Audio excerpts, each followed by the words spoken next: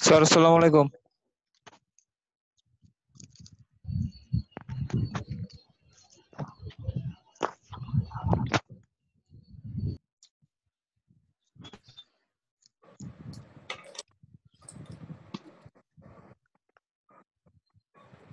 Sir নমস্কার।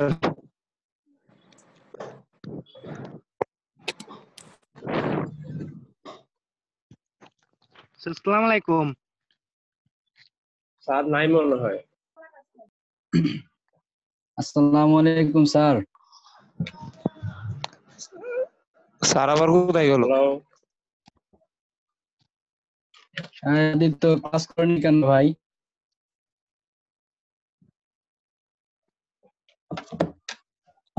Hello hello.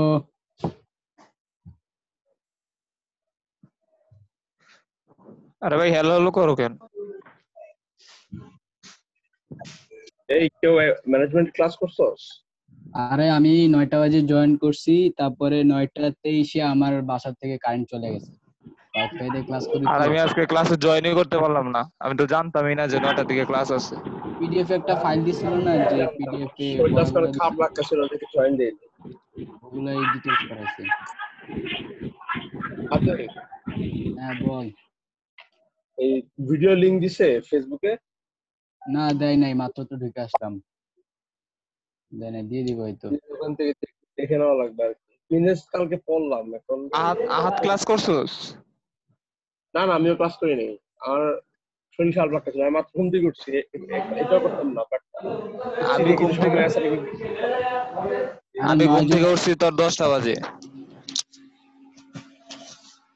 আরে ভাই, একটা দিন যদি রেস্ট না পাই তাহলে কি আর হয়? ভাই কিসের ক্লাসে এটা? মজা কর। স্যারও দেখো না আসলো না, বুঝলাম না তো। আসছে।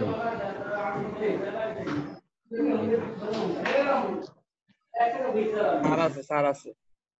আসসালামু আলাইকুম স্যার। স্যার নমস্কার। আরে থাকলে তো কথাই কইতো। স্যার আসসালামু আলাইকুম। তোর হেডফোন কো? আর হেডফোন নাই? ওইতে।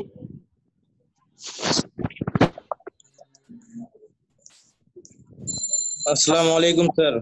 ওয়ালাইকুম আসসালাম। আসসালামু আলাইকুম ওয়া আসসালামু আলাইকুম স্যার। আসসালামু আলাইকুম। ওয়ালাইকুম আসসালাম ওয়া রাহমাতুল্লাহ। আসসালামু আলাইকুম স্যার। ওয়ালাইকুম আসসালাম। তোমরা সবাই কেমন আছো? স্যার ভালো আছেন, আপনি ভালো আছেন? ভালো আছি, আপনি ভালো আলহামদুলিল্লাহ আছেন? স্যার, ভালো আছি। আলহামদুলিল্লাহ আলহামদুলিল্লাহ।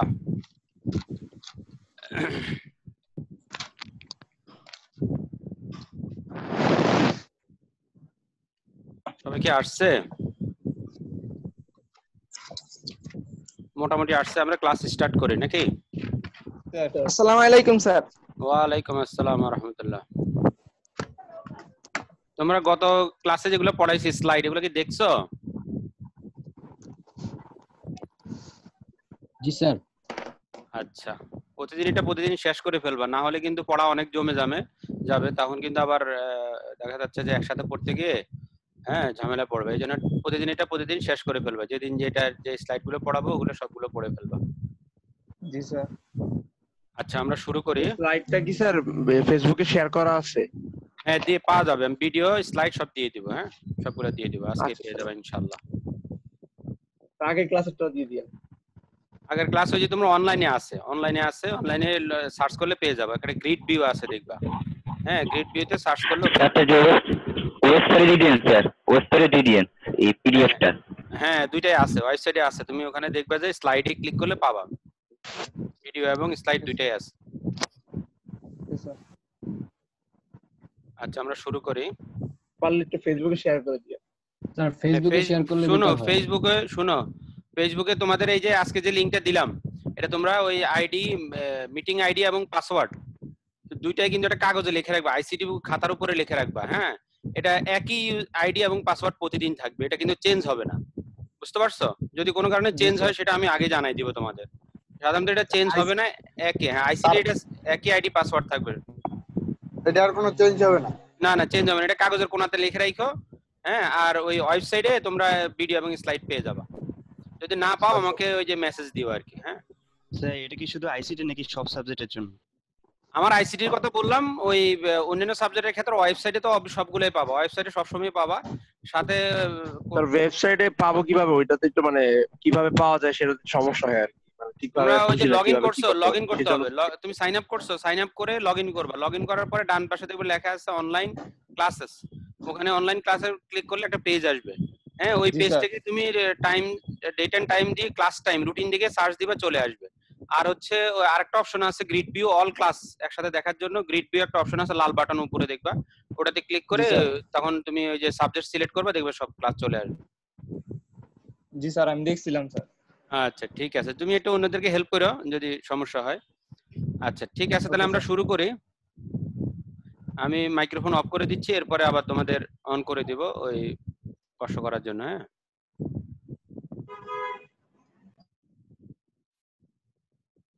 স্ক্রিন শেয়ার করলাম।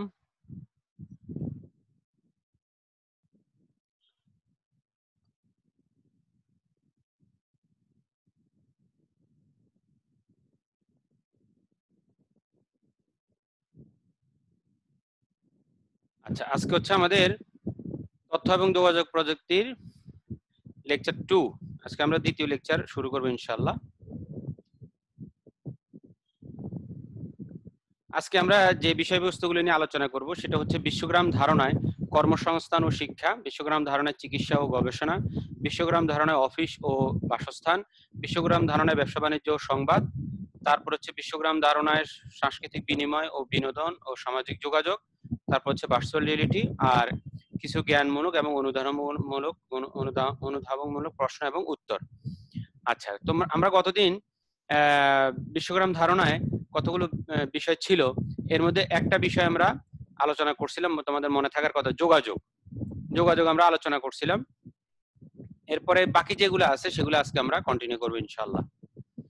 প্রথমে আসো, বিশ্বগ্রাম ধারণায় কর্মসংস্থান বলতে কি বোঝায়। আমরা গতদিন একটা গ্রাম এবং বিশ্বগ্রামের মধ্যে তুলনামূলক একটা আলোচনা করছিলাম যে আমাদের গ্রামে কর্মসংস্থান থাকবে এবং বিশ্বগ্রাম ধারণায় কর্মসংস্থান থাকবে। তাহলে বিশ্বগ্রাম ধারণায় আমাদের কর্মসংস্থানটা কি হবে? বিশ্বগ্রাম ধারণায় কর্মসংস্থানটা হবে আমাদের তথ্য এবং যোগাযোগ প্রযুক্তি নির্ভর কর্মসংস্থান। অর্থাৎ এখানে আমাদের কাজ করার সুযোগ থাকবে, ইনকাম করার সুযোগ থাকবে, আয় করার সুযোগ থাকবে, উপার্জন করার সুযোগ থাকবে। এখন আমরা বিশ্বগ্রাম ধারণায় কিভাবে আমরা উপার্জন করব? উপার্জন করার জন্য আমাদের এখানে কনসেপ্টগুলো হচ্ছে আউটসোর্সিং, ফ্রিল্যান্সিং, এগুলো হচ্ছে আমাদের কর্মসংস্থানের ব্যবস্থা। এটা হচ্ছে আমাদের বিশ্বগ্রাম ধারণায় আউটসোর্সিং এর মাধ্যমে আমরা কর্মসংস্থানের সুযোগ পাবো বিশ্বগ্রাম ধারণায়। কিন্তু এখানে একটা কথা অবশ্যই থাকবে প্রত্যেকটা কথার ক্ষেত্রে, বিশ্বগ্রাম ধারণায় যখনই আসবে একটা শব্দ কখনো মিস করতে করা যাবে না, সেটা হচ্ছে তথ্য এবং যোগাযোগ প্রযুক্তি ব্যবহার করে এই কাজটা হবে। তাহলে পরীক্ষায় লেখার ক্ষেত্রে অবশ্যই এই শব্দটা যেন থাকে, তথ্য এবং যোগাযোগ প্রযুক্তি ব্যবহার করে আমাদের কর্মসংস্থান হবে, এই কথাটা লেখা রাখতে হবে। বা শিক্ষার ক্ষেত্রে আমরা বলবো তথ্য এবং যোগাযোগ প্রযুক্তি ব্যবহার করে, এই জন্য এই শব্দটা মিস করা যাবে না। কারণ তথ্য যোগাযোগ প্রযুক্তি ব্যবহার না করে শব্দটা না লেগে তুমি যদি বলো আমরা বিভিন্ন ভাবে অর্থ উপার্জন করতে পারি, তাহলে কিন্তু এটা নর্মাল গ্রামের বা নর্মাল ভাবে আমরা যে অর্থ উপার্জন বা কর্মসংস্থান সেটাকে বুঝাবে, বিশ্বগ্রাম ধারণায় কর্মসংস্থান বুঝাবে না। এই জন্য আমাদের কি করতে হবে? আমাদেরকে অবশ্যই তথ্য এবং যোগাযোগ প্রযুক্তি ব্যবহার করে আউটসোর্সিং হবে বা ইনকাম হবে, এই কথাটা অবশ্যই উল্লেখ করতে হবে কর্মসংস্থানের ক্ষেত্রে, বা বাকি যেগুলো আছে সবগুলোর ক্ষেত্রে এই শব্দটা থাকতে হবে। আচ্ছা, এখন আসো, এই আউটসোর্সিং বলতে কি বোঝায়? আউটসোর্সিং বলতে বোঝায়, ধরো কোনো কোনো ক্ষেত্রে এরকম হয় যে একটা প্রতিষ্ঠানের কাজ অন্য তৃতীয় কোনো ব্যক্তি, থার্ড পার্টি কাউকে দিয়ে যদি আমরা কোনো কাজ করাই, হ্যাঁ, তৃতীয় কোনো ব্যক্তি দ্বারা আমরা যদি কোনো কাজ করিয়ে নিই, কিন্তু সেটা তথ্য প্রযুক্তি ভিত্তিক হইতে হবে, ইন্টারনেট ভিত্তিক হইতে হবে। যেমন ধরো তোমার একটা কাজ করা দরকার, উদাহরণস্বরূপ তোমার একটা গ্রাফিক্স ডিজাইন বা একটা আইকন তৈরি করা দরকার, বা একটা লোগো তৈরি করা দরকার, বা তোমার কিছু ডাটা এন্ট্রি করা দরকার, বা তুমি একটা অফিসে আসো, ব্যাংকের অফিসে আসো, হঠাৎ করে অনেকগুলো ডকুমেন্ট চলে আসছে, টাইপ করা দরকার, ডাটা এন্ট্রি করা দরকার। এখন দেখা যায় তোমার অফিসের জনবল কম, 5 জন আছে, তোমার 10 জনের কাজ, এখানে দেখা যাচ্ছে 10 এই 5 জন যদি করে 1 মাস লাগবে, তাহলে কিন্তু তোমার অনেক সময় লেগে যাবে। তো সেক্ষেত্রে তুমি কি করতে পারো? তুমি অনলাইনে এটাকে, ধরো বিভিন্ন ধরনের ওয়েবসাইট আছে, যেমন freelancer.com, হ্যাঁ, তারপর হচ্ছে odex.com, এরকম অনেক আছে, ফ্রিল্যান্সার যে ফ্রিল্যান্সিং যে সাইটগুলো আছে, বা ইল্যান্স, এরকম অনেক ওয়েবসাইট আছে। হ্যাঁ, এই যে ডান পাশে দেখানো হচ্ছে যে ওয়েবসাইটগুলো, এই ওয়েবসাইটগুলোতে তুমি কি করবে? রেজিস্ট্রেশন করবে। রেজিস্ট্রেশন করে তুমি ওখানে সার্চ করবা যে তুমি যে ধরনের কাজ করো, তুমি যে বিষয়ে এক্সপিরিয়েন্স বা তুমি যে ধরনের কাজ করতে যাচ্ছ। অনেকে আছে মার্কেটিং এর, অনলাইন মার্কেটিং এর কাজ করতে পারে এক্সপিরিয়েন্স, অনেকে আছে যে না আমি লোগো ডিজাইন করতে পারি, গ্রাফিক্স এর কাজ করতে পারে, অনেকে ওয়েবসাইট ডিজাইনের কাজ করতে পারে। অর্থাৎ যে যে বিষয়ে এক্সপার্ট সে সেই বিষয়ে বিট করবে, বা ওই যে যারা কাজের অফার করবে ওই অফার গুলো দেখে যে হ্যাঁ অনেকে অফার দেবে যে হ্যাঁ আপনি আমার এই কাজটা করে দিবেন, এই 10 পেজ ডাটা এন্ট্রি করে দিবেন, টাইপ করে দিবেন, আপনাকে $50 দেওয়া হবে। এখন তুমি যদি ডাটা এন্ট্রি কাজে আগ্রহী হও তো তুমি এটাকে কি করবা, বিট করবা। হ্যাঁ, ওই যে আমরা অনেকে যে টেন্ডারে অংশগ্রহণ করি ওই ধরনের, যেটা অনেকে আগ্রহী যারা ওই দরের মধ্যে বা ওই প্রাইসের মধ্যে কাজ করতে আগ্রহী তারা অ্যাপ্লাই করে। অ্যাপ্লাই করার পরে যারা এটাকে পোস্ট করছে তারা দেখবে যে মিনিমাম প্রাইসের মধ্যে কম সময়ের মধ্যে কারা করে দিচ্ছে বা কাদের আগের পূর্বের অভিজ্ঞতা আছে, হ্যাঁ অভিজ্ঞতাগুলো দেখা হয়। তুমি যে কাজ করছো আগে সব হিস্ট্রি দেখা যায়, এবং কারা কি পরিমাণ তোমার ফিডব্যাক দিছে সেগুলো কিন্তু দেখা যায়, যে কে কে মনে কি পরিমাণ আগের কাজ করছে সেগুলো দেখে তোমাকে কাজ দিবে। তাহলে তুমি ওই টাইমের মধ্যে কাজটা কমপ্লিট করে তাকে সাবমিট করলে তোমার অ্যাকাউন্টে সে বা যিনি কাজটা পোস্ট করছেন তোমাকে তোমার অ্যাকাউন্টে ডলার ট্রান্সফার করে দিবে বা টাকা পে করে দিবে, বা বাংলাদেশে আমাদের বিকাশের মাধ্যমে টাকা পে করে দিবে। এটাকে বলে আউটসোর্সিং। আর ফ্রিল্যান্সিং কোনটা? ফ্রিল্যান্সিং হচ্ছে কোনো প্রতিষ্ঠানে যদি তুমি দীর্ঘমেয়াদী কোনো চুক্তি না করে তুমি কাজ করে দাও। আসলে আউটসোর্সিং এর মধ্যে যারা কাজ করে, যে সকল ব্যক্তি বা ব্যক্তিরা কাজ করে থাকে, যারা কাজ করে তাদেরকে ফ্রিল্যান্সার বলা হয়। তুমি যদি এই যে কোনো আউটসোর্সিং কোম্পানির কোনো কাজ করে দাও, যারা আউটসোর্সিং করে, যাদের ধরা কাজ করতে তুমি কাজ করে দিবে, তাহলে তুমি হচ্ছে ফ্রিল্যান্সার। তাহলে এই যে যারা তথ্য প্রযুক্তি ব্যবহার করে কোনো ব্যক্তি প্রতিষ্ঠানের সাথে দীর্ঘমেয়াদী চুক্তি হবে না, যেমন আমরা চুক্তি করে যে আমরা হ্যাঁ আপনার 1 বছর ধরে আপনার এখানে কাজ করবো, ওরকম না। তোমার মন চাইলে কাজ করবা, তোমার মন চাইলে কাজ করবা না, যখন ইচ্ছা করবা। বা তুমি যদি তোমার সাথে দরের সাথে বা টাকা পয়সার সাথে তোমার দেওয়া হয় তাহলে তুমি কাজ করে দিবা। হ্যাঁ, আচ্ছা, তাহলে এগুলো হচ্ছে তুমি যদি কোনো আউটসোর্সিং কোম্পানি কোনো কাজ করে দাও, যারা কাজ করে দেয় তাদের বলা হয় ফ্রিল্যান্সিং। আপনি যে কনসেপ্টটাকে বলা হয় ফ্রিল্যান্সিং, আর যারা কাজ করে তারা হচ্ছে ফ্রিল্যান্সার, যারা করে তাদেরকে ফ্রিল্যান্সার বলা হয়। আশা করি তোমরা কর্মসংস্থান টপিকটা বুঝছো। এরপর আসো শিক্ষা। তথ্য প্রযুক্তি ব্যবহার করে যদি আমরা শিক্ষা অর্জন করি বা ডিগ্রি অর্জন করি বা পড়াশোনা করি, তখন সেটাকে আমরা বলবো শিক্ষা। তথ্য বিশ্বগ্রাম ধারণায় শিক্ষা। যেমন ধরো আমরা তো আমাদের ঘরে বসে দূর দূরান্তে অনেক দূরের বা অন্য দেশের কোন একটা ইউনিভার্সিটিতে আমরা ভর্তি হয়ে সেখানে পড়াশোনা করে বা ডিগ্রি অর্জন করতে পারি।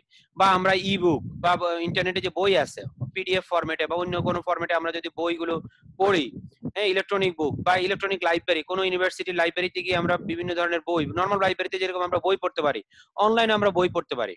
তারপরে ভার্চুয়াল ক্যাম্পাস। ভার্চুয়াল ক্যাম্পাস তোমরা যেমন আমরা নর্মাল ক্যাম্পাসে কি হয়, একটা ইউনিভার্সিটি ভর্তি হলে একটা ক্যাম্পাস হয়, বাস্তব ক্যাম্পাস। যখন তুমি কোনো ইউনিভার্সিটিতে ভর্তি হও তাহলে ইলেকট্রনিক পদ্ধতিতে অর্থাৎ তথ্য প্রযুক্তি ভিত্তিক তুমি কোনো ইউনিভার্সিটি যদি ভর্তি হয় তখন একটা ই ক্যাম্পাস হয়।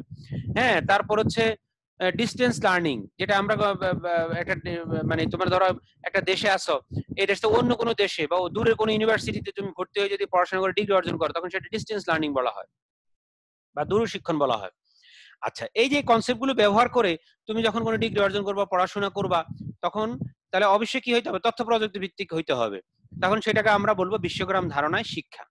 আচ্ছা, তাহলে আমরা এই যে এখানে দুটো ডেফিনিশন আছে, দেখো এগুলো ইম্পর্টেন্ট মোটামুটি। ডিস্টেন্স লার্নিং কি, যেটা বললাম তথ্য প্রযুক্তি ব্যবহার করে কোনো বিশ্ববিদ্যালয়ে ভর্তি হয়ে হ্যাঁ তুমি যদি ডিগ্রি অর্জন করো তখন সেটাকে বলা হয় ই এডুকেশন বা ই লার্নিং বা ডিস্টেন্স লার্নিং।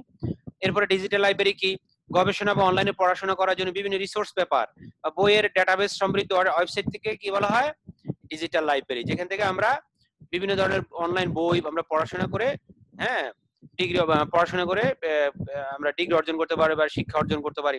তাহলে আশা করি তোমরা বিশ্বগ্রাম ধারণায় শিক্ষা এই টপিকটা বুঝছো। এরপরে তোমাদের কোনো প্রশ্ন থাকলে প্রশ্ন করতে পারো। আমি তোমাদের মাইক্রোফোন অন করে দিচ্ছি। আনমিউট আছে, কার কোনো যদি প্রশ্ন থাকে প্রশ্ন করতে পারো। মাইক্রোফোন অন আছে। স্যার বিশ্বগ্রাম ধারণায় কর্মসংস্থান যদি আরেকটু বুঝাইতেন। কি বুঝো নাই তুমি বলো? কর্মসংস্থানটা, কর্মসংস্থান বলতে কি বুঝো? নরমাল ভাবে কর্মসংস্থান তুমি কি বুঝো বলো তো? স্যার কোন জায়গায় কাজ করাকে? হ্যাঁ, কোনো ভাবে কাজ করবা, তুমি কাজ করে তুমি কাজ করলা, তুমি তোমাকে পারিশ্রমিক দেওয়া হবে, এটা সরাসরি কাজ করলা।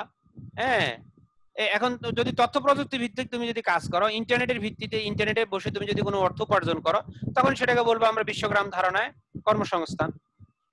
বিষয়টা বুঝতে পারছো? জি স্যার বুঝছি, ঠিক আছে। আচ্ছা, আর কার কোনো প্রশ্ন আছে? আর কার কোনো প্রশ্ন?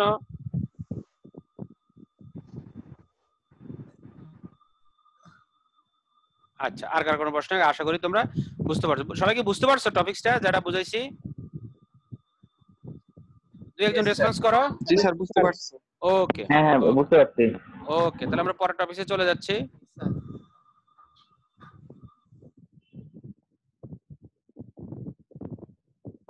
আচ্ছা, এরপর আসো বিশ্বগ্রাম ধারণের চিকিৎসা।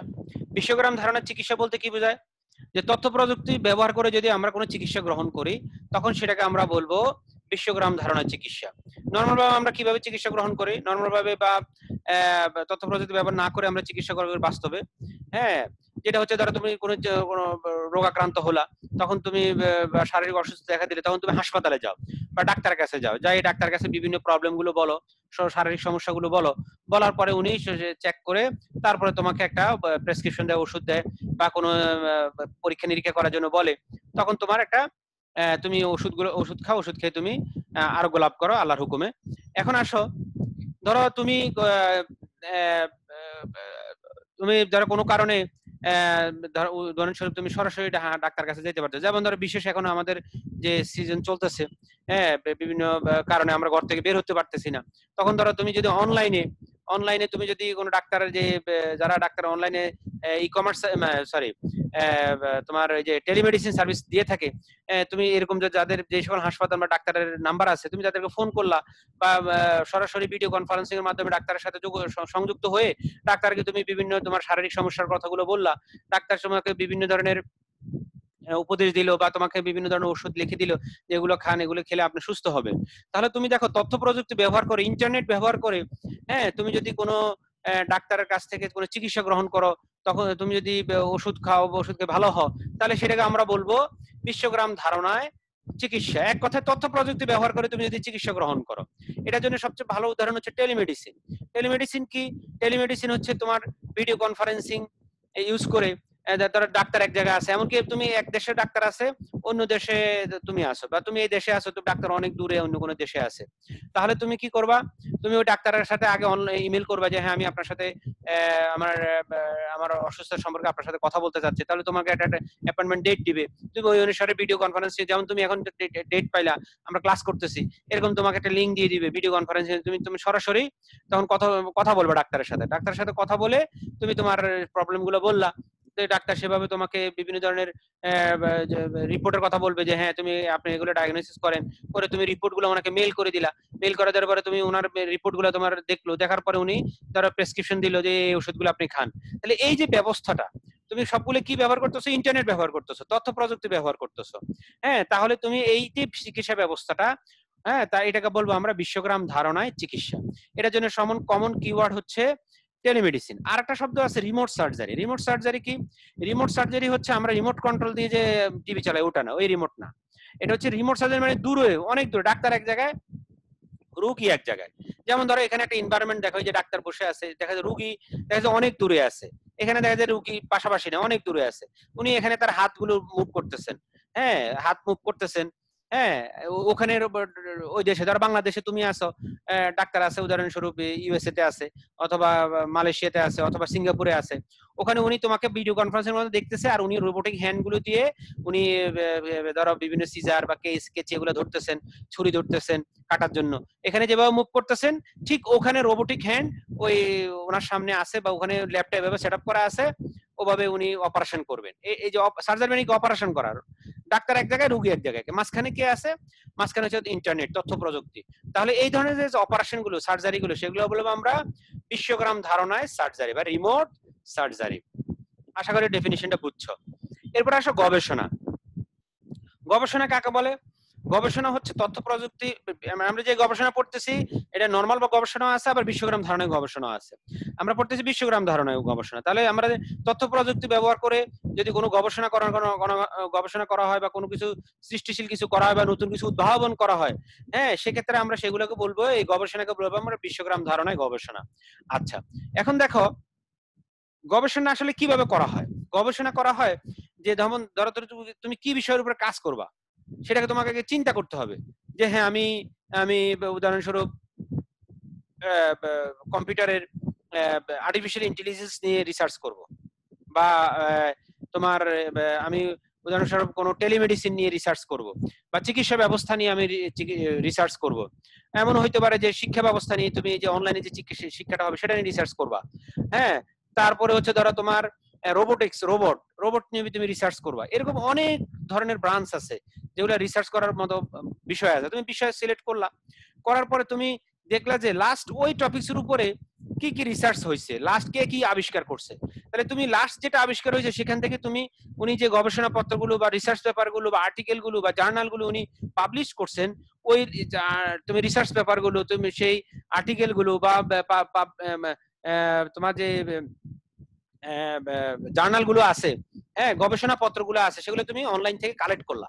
কালেক্ট করার পরে তুমি লাস্ট যিনি আবিষ্কার করছে সেই টপিকগুলো তুমি স্টাডি করে তুমি আরেকটু, উনি দেখা যায় যে কিছু প্রবলেম ডিফাইন করছেন যে হ্যাঁ এটা খুব স্লো কাজ করে বা এটা টাইম মানে তোমার অনেক কস্টলি, তুমি এগুলো নিয়ে চিন্তা করে না আমি আরো স্পিডে কাজ করবে, আরো খরচ কম হবে, এরকম চিন্তা করে তুমি এর চেয়ে ভালো কিছু তোমার ব্রেন থেকে তুমি আবিষ্কার করার চেষ্টা করলা, এবং তোমার এই টপিকটা তুমি আবার ইন্টারন্যাশনাল জার্নালে সেটা সাবমিট করলা। যদি অ্যাকসেপ্ট হয় তাহলে সেটা কি হবে, তুমি আবার সবাই তোমার এই টপিকটা নিয়ে আবার রিসার্চ করবে, আরো ভালো কিছু করার চেষ্টা করবে। এই যে প্রসিডিউরটা, এটাকে বলা হয় বিশ্বগ্রাম ধারণায় গবেষণা। অর্থাৎ অনলাইন ব্যবহার করে, তথ্য প্রযুক্তি ব্যবহার করে তুমি যদি নতুন কোনো বিষয় নিয়ে নতুন কিছু উদ্ভাবন করার চেষ্টা করো বা গবেষণা করার চেষ্টা করো, সেটাকে আমরা বলবো বিশ্বগ্রাম ধারণায় গবেষণা। আচ্ছা, এরপরে আসো অফিস। বিশ্বগ্রাম ধারণা অফিস বলতে কি বোঝায় বা অফিস অটোমেশন বলতে কি বোঝায়? বিশ্বগ্রাম ধারণা অফিস বলতে নরমালভাবে আমরা অফিস আদালত বুঝি, যেখানে দেখা যাচ্ছে যে আমাদের ধরো উদাহরণস্বরূপ আমাদের কলেজে অফিস আছে, তুমি ধরো ভর্তি হইতে গিয়ে আমাদের ভর্তি যে প্রসিডিউর, তুমি ভর্তি হচ্ছে তুমি অফিসে এখানে সকল ডকুমেন্টস রাখে, ভর্তির স্টুডেন্টের নথিপত্র রাখে, নোটিশ প্রদান করা স্টুডেন্টদেরকে, বা তোমাদের পেমেন্ট গুলো, টাকা পয়সা জমা নেওয়া, ভর্তির ফর্ম গুলো জমা নেওয়া, বিভিন্ন ধরনের অফিসিয়াল কাজগুলো, দাপ্তরিক কাজগুলো হয়ে থাকে। এখন এই অফিসের কাজগুলো যদি তথ্য যোগাযোগ প্রযুক্তি ব্যবহার করে করা হয়, তখন সেটাকে বলবো আমরা বিশ্বগ্রাম ধারণায় অফিস, অর্থাৎ ডিজিটাল অফিস বা তথ্য প্রযুক্তি ব্যবহার করে, ইন্টারনেট ব্যবহার করে যে অফিস ব্যবস্থাপনা, সেটাকে আমরা বলবো বিশ্বগ্রাম ধারণায় অফিস। এখানে একটা ডেফিনিশন পড়বো, ডিজিটাল অফিসের ডেফিনিশন, যেটা বলবো পেপারবিহীন অফিসও বলা। পরীক্ষা আসে পেপারবিহীন অফিস বলতে কি বোঝায় বা ডিজিটাল অফিস বলতে কি বোঝায়। ডিজিটাল অফিস বলতে বোঝায় আধুনিক অফিস, যেখানে আমাদের তথ্য প্রযুক্তি ব্যবহার করে সকল যাবতীয় কাজ সম্পন্ন হবে। এখানে নরমাল যে মানে বাস্তব যে কাগজগুলো, পেপার, যেটা হার্ড কপি বলা হয়, পেপার, যে ওই পেপার না ব্যবহার করে সব সফট কপি হবে, সব আমাদের ডকুমেন্টস সব অনলাইনে হবে, ডিজিটাল পদ্ধতিতে হবে। যেমন তোমার যারা কর্মচারী আছে তাদের উপস্থিতি বায়োমেট্রিক পদ্ধতিতে, ফিঙ্গারপ্রিন্ট, এটা আমরা পরবর্তীতে বিস্তারিত পড়বো, এই টপিকটা আমাদের আছে। হ্যাঁ, ফিঙ্গারপ্রিন্ট পদ্ধতিতে বা ফেস রিকগনিশনের মাধ্যমে আমাদের উপস্থিতি কাউন্ট হবে, বা পেরোল ম্যানেজমেন্ট বা আমাদের বেতন হিসাব নিকাশ, পেরোল যেটা হচ্ছে বেতনের হিসাব নিকাশ, কর্মচারীদের বেতনের হিসাব নিকাশ বা যাবতীয় চিঠিপত্র সবকিছু ইমেইলের মাধ্যমে হবে। তখন এই অফিসকে বলবো আমরা ডিজিটাল অফিস বা পেপারবিহীন অফিস। আশা করি তোমরা টপিকটা বুঝতে পারছো। এরপরে আসো বাসস্থান। বাসস্থান বলতে বোঝায় যে বিশ্বগ্রাম ধারণায় স্মার্ট হোমকে আমরা বিশ্বগ্রাম ধারণায় বাসস্থান বলবো, বা নরমাল বাসস্থান বলতে কি বোঝায়, আমরা যেখানে একটা ঘর বাড়ি যেখানে মানুষ বসবাস করে সেটা বাসস্থান বলতে। আর বিশ্বগ্রাম ধারণায় বাসস্থান বলতে কি বোঝায়, স্মার্ট হোমকে বোঝানো হয়, যেখানে আমাদের যাবতীয় সকল কাজ তথ্য এবং যোগাযোগ প্রযুক্তি ভিত্তিক হবে, যেখানে ইন্টারনেট হবে, যেখানে আমাদের কি হবে, আমরা ভিডিও কনফারেন্সিং এর মধ্যে সবার সাথে যোগাযোগ করতে পারবো, অফিসের গুরুত্বপূর্ণ কাজগুলো আমরা ঘরে বসে করতে পারবো। দেখো অফিসের সকল কাজ আমরা সম্পন্ন করতে পারিনি, কিছু কাজ রয়ে গেছে, আমরা ইন্টারনেটের মাধ্যমে বাড়ির কাজ, অফিসের অনেক কাজ করবো যেটা ঘরে বসে করতে পারি, ইন্টারনেট থাকলে করতে পারি। যেমন এখন অনেকে কিন্তু ঘরে বসে অফিসের অনেক কাজ করতেছে। তারপরে বিভিন্ন ধরনের পণ্যের অর্ডার দেওয়া, হ্যাঁ, যে ঘরে বসে ই কমার্সের মাধ্যমে তুমি তোমার পণ্যের অর্ডার দিলা, হ্যাঁ, তোমার প্রোডাক্ট গুলো তোমার বাসায় চলে আসলো, তুমি বিকাশের মাধ্যমে বা ক্রেডিট কার্ড বা পেপালের মাধ্যমে তুমি টাকা পে করে দিলা। হ্যাঁ, তারপর হচ্ছে তোমার সিকিউরিটি সিস্টেমে অটোমেটিক হবে, কেউ যদি আসে এখানে সব ওয়েব ক্যাম বসানো থাকবে বা তোমার সেন্সর বসানো থাকবে, কেউ যদি গেট খোলার চেষ্টা করে অ্যালার্ম দেওয়া শুরু করবে বা তোমার মোবাইলে মেসেজ চলে আসবে। হ্যাঁ, তারপর হচ্ছে তোমার রুমের টেম্পারেচার গুলো অটোমেটিক হিট কন্ট্রোল হবে, তোমার ছাদে যে টাঙ্কিতে পানিগুলো হবে তুমি অটোমেটিক সুইচ অন অফের মাধ্যমে পানি যদি শেষ হয়ে যায় মোটর অন হয়ে যাবে, আবার যখন টাঙ্কি ভর্তি হয়ে যাবে পানিতে মোটর অটোমেটিক অফ হয়ে যাবে। হ্যাঁ, এগুলো সব অটোমেটিক হবে, তথ্য প্রযুক্তি ভিত্তিক হবে। তারপর লাইট ফ্যান গুলো তুমি রিমোট কন্ট্রোল দিয়ে এগুলো দিয়ে অন অফ করতে পারবা, বা মোবাইল অ্যাপস দিয়ে অন অফ করতে পারবা। হ্যাঁ, তারপর ঘরে বসে টেলিমেডিসিন সুবিধা পাবা। তুমি এই যে কিছুক্ষণ আগে টেলিমেডিসিন পড়লাম, তুমি ঘরে বসে চিকিৎসা ব্যবস্থা বা চিকিৎসা গ্রহণ করতে পারবা। তারপর হচ্ছে স্বয়ংক্রিয় পদ্ধতি মেশিন দিয়ে তুমি ঘর বাড়ি পরিষ্কার পরিচ্ছন্ন করতে পারবে। এই যে সুবিধা সম্পন্ন বাসস্থানকে বলবো আমরা বিশ্বগ্রাম ধারণায় বাসস্থান বা হোম অটোমেশন, বা আমরা স্মার্ট হোমও বলতে পারি। আশা করি টপিকটা বুঝছো। এরপর আসো বিশ্বগ্রাম ধারণায় ব্যবসা বাণিজ্য। বিশ্বগ্রাম ধারণায় ব্যবসা বাণিজ্য বলতে কি বোঝায়? বিশ্বগ্রাম ধারণায় ব্যবসা বাণিজ্য বলতে বোঝায় আমরা ই কমার্স যেটাকে বলতে বুঝি, অর্থাৎ তুমি তথ্য প্রযুক্তি ব্যবহার করে ব্যবসা বাণিজ্য করা, ক্রয় বিক্রয় করা, কোনো পণ্য কেনা বেচা করা। নর্মাল ভাবে আমরা বাজারে বিভিন্ন ধরনের পণ্য ক্রয় বিক্রয় করে থাকি। আর তুমি যদি তথ্য প্রযুক্তি ব্যবহার করে যদি তুমি কোনো ব্যবসা বাণিজ্য করো, তখন সেটাকে বলবো আমরা বিশ্বগ্রাম ধারণায় ব্যবসা বাণিজ্য। যেমন তুমি ধরো একটা ই কমার্স সাইট, ওয়েবসাইট খুলে তুমি সেটাকে বিভিন্ন জায়গায় প্রচার করলে, হ্যাঁ আপনি আমার যদি ওয়েবসাইট ব্যবহার করেন, এখানে আমাদের বিভিন্ন প্রোডাক্ট অর্ডার করতে পারবেন। অর্ডার করলে আপনি তুমি যদি ওটা ক্যাশ অন ডেলিভারি হইতে পারে, অথবা তুমি বিকাশের মাধ্যমে অথবা পেপ্যালের মাধ্যমে তুমি টাকাটা ওই কোম্পানিকে পে করে দিলা, আর ওই প্রোডাক্টটা তোমার বাসায় নিয়ে আসবে, তুমি দেখে টাকাটা ক্যাশ পে করে দিতে পারো, অথবা তোমার বিকাশের মাধ্যমে বা অন্য কোনো যে পেমেন্ট গেটওয়ে, শিওর ক্যাশ, হ্যাঁ, বা তোমার হইতে পারে নগদ, যে আমাদের অনলাইন পেমেন্ট আছে, বা ব্যাংকের মাধ্যমে হইতে পারে। হ্যাঁ, তুমি ব্যাংক টু ব্যাংক ট্রান্সফার করে তুমি পেমেন্টটা দিয়ে দিলা, আর তোমার পণ্যটা বাসায় চলে আসলো, তুমি অনলাইনে অর্ডার করলা। তাহলে এটাকে বলবে ব্যবসা বাণিজ্য। আর ইলেকট্রনিক ফান্ড ট্রান্সফার, এখানে একটা ডেফিনিশন ছোট লেভেল পরীক্ষা আসতে পারে। ইলেকট্রনিক ফান্ড ট্রান্সফার কোথায়? তুমি যারা ব্যাংকে তুমি যদি অনলাইন ব্যবহার করে বা ইন্টারনেট ব্যবহার করে তুমি একটা ব্যাংক থেকে আরেকটা ব্যাংকে তুমি যদি কোনো অর্থ প্রদান করো বা অর্থ স্থানান্তর করো, তখন সেটা বলবে ইলেকট্রনিক ফান্ড ট্রান্সফার। তারপর e payment system, e commerce পদ্ধতিতে অর্থ পরিশোধের যে পদ্ধতিটা, সেটাকে বলে ই পেমেন্ট বলা হয়। যেটা আমরা এই যে বিকাশের মাধ্যমে পে করলাম অথবা পেপ্যালের মাধ্যমে পে করলাম, এগুলোও বলা হয় কি ই পেমেন্ট বা ইলেকট্রনিক পেমেন্ট। এরপর আসো সংবাদ। সংবাদ মানে আমাদের বিশ্বগ্রাম ধারণের সংবাদ। নর্মাল ভাবে সংবাদ কি বলি? বিভিন্ন ধরনের খবর, আমরা বিভিন্ন নিউজ আমরা সংগ্রহ করি, প্রতিদিন পুরো বিশ্বে কি হচ্ছে আমরা পত্রিকা, প্রতিদিন বাসায় আমাদের পত্রিকা চলে আসে। হ্যাঁ, ওই পত্রিকা আমরা পড়ি, প্রতিদিন কি পৃথিবীতে কি ঘটলো, কি হইলো, নতুন নতুন খবরগুলো আমরা সংগ্রহ করি। এখন এই তথ্য সংগ্রহ করা, খবর সংগ্রহ করার কাজটা যদি আমরা তথ্য প্রযুক্তি ব্যবহার করে করি, তখন সেটাকে বলবো আমরা বিশ্বগ্রাম ধারণের সংবাদ। হ্যাঁ, এখন এই বিশ্বগ্রাম ধারণের সংবাদটা আমাদের কি ধরনের হইতে পারে? অনলাইন নিউজ পেপার হইতে পারে, তারপরে হইতে পারে বিভিন্ন ধরনের ভিডিও হইতে পারে, হ্যাঁ, বা অনলাইন টিভির সংবাদ হইতে পারে, হ্যাঁ, বা আমাদের অনলাইন অডিও বা আমাদের এই যে রেডিও, যে রেডিও সম্প্রচার, সেটা হইতে পারে, বা কোনো নিউজ সাউন্ড আকারে শোনা, বা ঘটনার বিবরণ বিস্তারিত লেখে দেখা যায় বিভিন্ন ব্লগে বা ওয়েবসাইটে থেকে আমরা সংগ্রহ করলাম, যেখানে তুমি আবার মতামত প্রদান করতে পারো। ব্লগটাকে একটা ওয়েবসাইট, যেটার মাধ্যমে তুমি বিভিন্ন ধরনের মতামত প্রকাশ করতে পারবা। তারপর বুলেটিন বোর্ড থাকতে পারে, সেখানে তুমি ইলেকট্রনিক বোর্ড, যেটা তুমি কি করতে পারবা, বিভিন্ন ধরনের ডিজিটাল পদ্ধতিতে বিভিন্ন নিউজ সংগ্রহ করতে পারবা, বিভিন্ন টেক্সট, অডিও, ভিডিওর মাধ্যমে তুমি তথ্য সংগ্রহ করতে পারবা, যেটার মধ্যে কি থাকবে? বিশেষ কম্পিউটার থাকবে, ইন্টারনেট থাকবে, এবং বিশেষ ধরনের সফটওয়্যার থাকবে, যার মাধ্যমে তুমি এই নিউজগুলো সংগ্রহ করতে পারবা, লেটেস্ট আপডেট সংগ্রহ করতে পারবা। সেটা আমরা বুলেটিন বোর্ড বলবো। অর্থাৎ প্রতিদিন যে খবরগুলো আসতেছে, সেটা যদি তুমি তথ্য প্রযুক্তি ব্যবহার করে, ইন্টারনেট ব্যবহার করে তুমি যদি প্রতিদিনের নিউজটা সংগ্রহ করো, সেটাকে বলবো আমরা বিশ্বগ্রাম ধারণায় সংবাদ। আশা করি তোমরা টপিকটা বুঝছো। নেক্সট টপিকে গেলাম। নেক্সট টপিকটা হচ্ছে আমাদের বিশ্বগ্রাম ধারণায় সাংস্কৃতিক বিনিময়। সাংস্কৃতিক বিনিময় কি?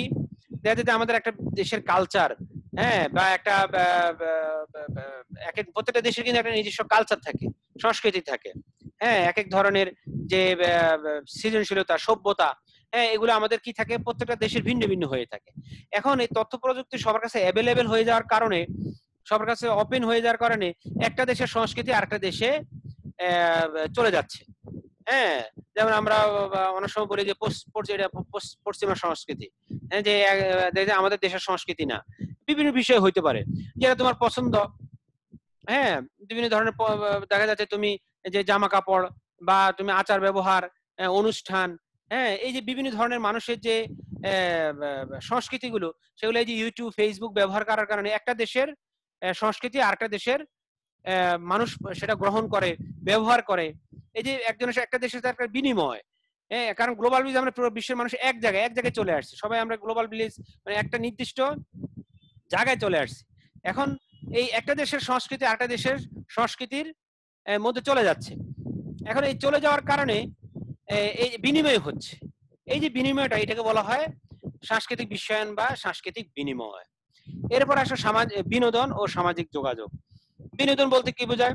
নর্মাল ভাবে আমরা বিনোদন দেখি, বিনোদন বলতে বোঝায় আমরা যেগুলো দেখে আমরা আনন্দ পাই, যেমন আমরা গান শোনা, খেলাধুলা করা, তারপর শিক্ষামূলক ভিডিও দেখা, হ্যাঁ, তারপর হচ্ছে টিভি দেখা, এই যে এই কাজগুলো, অনলাইন গেমস বা গল্প, উপন্যাস, ম্যাগাজিন, এগুলো পড়ে আমরা যদি আনন্দ পাই বা আমরা বিনোদন করি, বিনোদন তথ্য প্রযুক্তি ব্যবহারে বিনোদন পাই বা গান শুনি বা এই যে এই বিষয়গুলো, এগুলো বলবো আমরা বিশ্বগ্রাম ধারণায় বিনোদন। অর্থাৎ যেটা আমরা অনলাইনে বা ইন্টারনেট ব্যবহার করে যদি আমরা ভিডিও দেখি বা কোনো নাটক দেখি বা বিভিন্ন অনলাইন গেমস খেলি, এগুলোকে বলবো আমরা বিশ্বগ্রাম ধারণায় বিনোদন। এরপর সামাজিক যোগাযোগ কোনটা? সামাজিক যোগাযোগ হচ্ছে সবচেয়ে ভালো উদাহরণ হচ্ছে ফেসবুকের মাধ্যমে কি একটা সামাজিক যোগাযোগ ব্যবস্থা, অর্থাৎ বন্ধু বান্ধব, তোমার আত্মীয় স্বজন, ভাই বোন, সবার সাথে আমরা কি করি? সার্বক্ষণিক যোগাযোগ করি।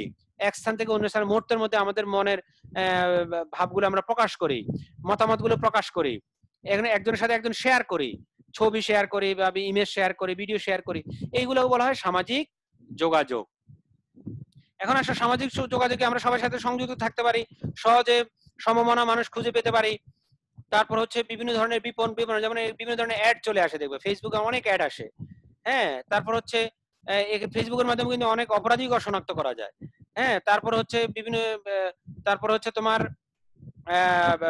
তোমার ওই বিভিন্ন ধরনের ই কমার্স যে বিষয়গুলো আছে, সেগুলো তুমি প্রচার করতে পারবা, মার্কেটিং করতে পারবা। তার কিছু অসুবিধা আছে, সাইবার সন্ত্রাস হইতে পারে, তোমার অ্যাকাউন্টটা কেউ হ্যাক করতে পারে। আর দীর্ঘক্ষণ দেখা যাচ্ছে পড়াশোনা বাদ দিয়ে অনেকক্ষণ ধরে আমরা ফেসবুক দেখতেছি, আসক্তি এসে যেতে পারে, হ্যাঁ। তারপরে যে সম্পর্কে বিঘ্ন করতে পারে, একজনের সাথে একজন রিলেশন দেখা যাচ্ছে যে বিঘ্ন হইতে পারে। তারপরে একজনের নামে একজন মিথ্যা তথ্য প্রচার করতে পারে। এগুলো হচ্ছে মোটামুটি টুকটাক অসুবিধা আছে সামাজিক যোগাযোগ মাধ্যমে। যাই হোক, এরপর আসো আমাদের লাস্ট টপিকটা হচ্ছে ভার্চুয়াল রিয়েলিটি। ভার্চুয়াল রিয়েলিটি কি? ভার্চুয়াল রিয়েলিটি কাল্পনিক সত্য, অর্থাৎ বিষয়টা আসলে সত্য না, কিন্তু তোমার কাছে বা আমার কাছে মনে হবে এটা বাস্তবে আমি কাজ করতেছি।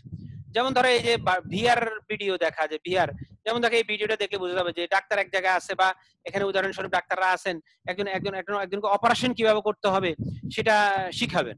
তাহলে এমন একটা সফটওয়্যার এনভায়রনমেন্ট বা সিমুলেশন সফটওয়্যার ইউজ করা হবে, হ্যাঁ, যে তোমার কাছে মনে হবে তুমি বাস্তবে তুমি প্রশিক্ষণ নিচ্ছ, যে অপারেশন করাটা বাস্তবে তুমি অপারেশন করতেছো, হ্যাঁ। তাহলে এই যে তুমি একটা এনভায়রনমেন্ট সৃষ্টি করা, যেটা আসলে বাস্তব না, কিন্তু তোমার কাছে কিছু হার্ডওয়্যার, কিন্তু সফটওয়্যার দিয়ে তোমার কাছে বাস্তব মনে হবে যে তুমি বাস্তবেই এখানে এই কাজটা করতেছো।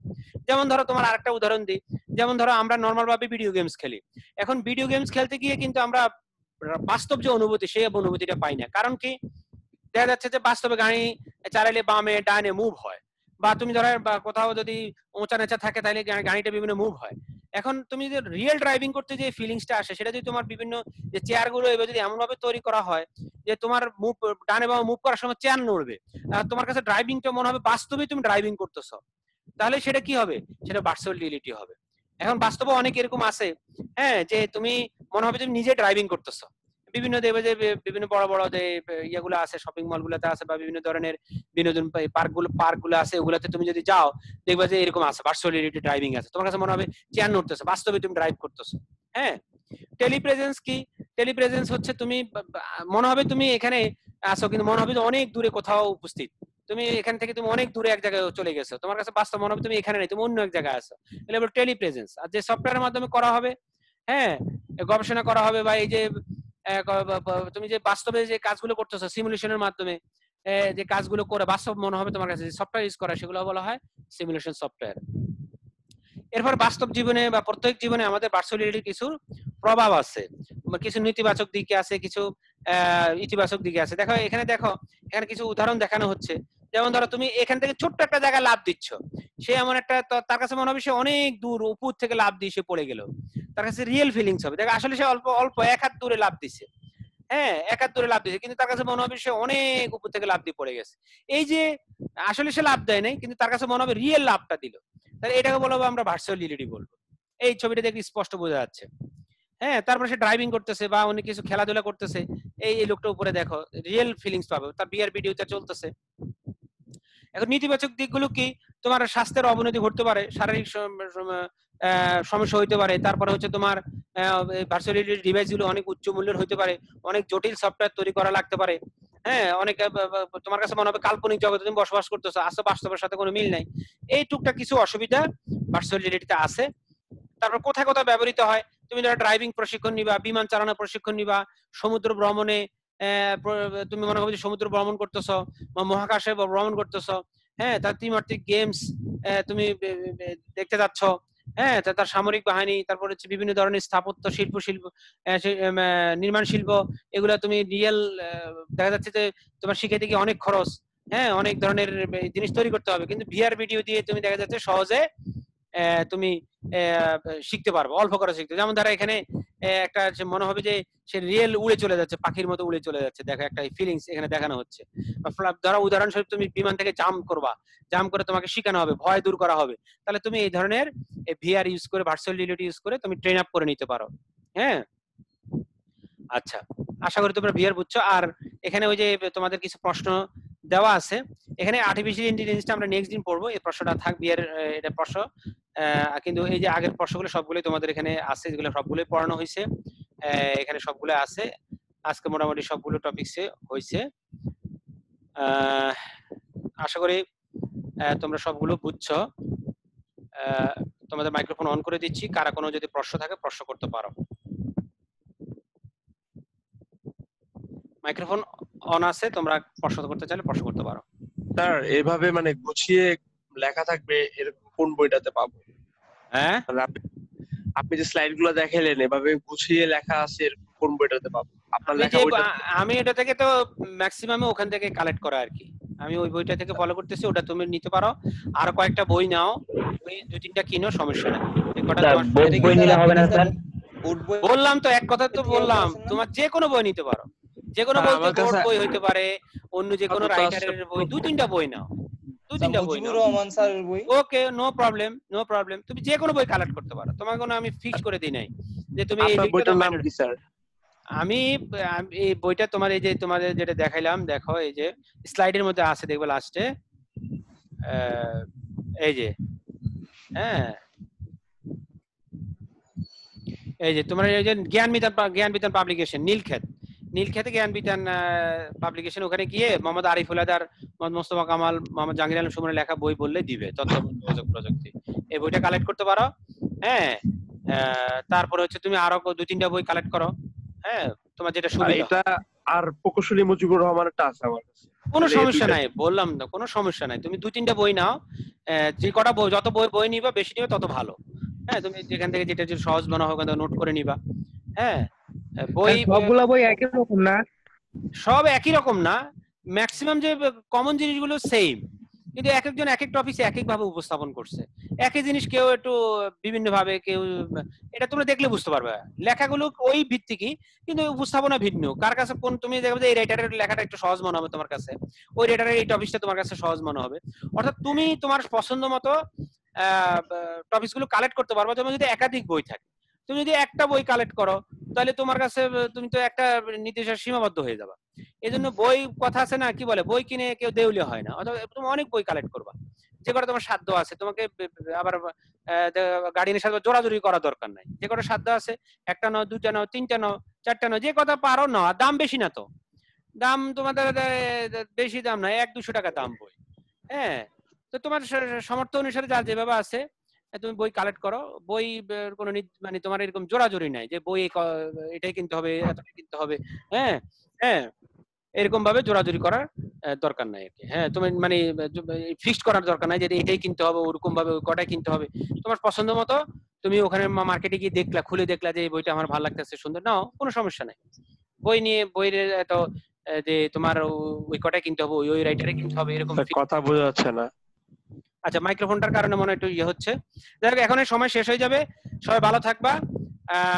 এই ভিডিওটা আমি দিয়ে দিব, তোমরা আবার দেখতে পারবা, কোনো সমস্যা নাই, রিপিট করে যদি কোনো সমস্যা হয়। সবাই ভালো থাকবা, আল্লাহ হাফেজ, আসসালামু আলাইকুম ওয়া রাহমাতুল্লাহি ওয়া বারাকাতুহু। আসসালামু আলাইকুম স্যার। আসসালামু আলাইকুম স্যার ফেসবুক একটু জনটা দিয়ে দিয়েন। ওয়েবসাইটে পাবা, ওয়েবসাইটে সবগুলো পাবা।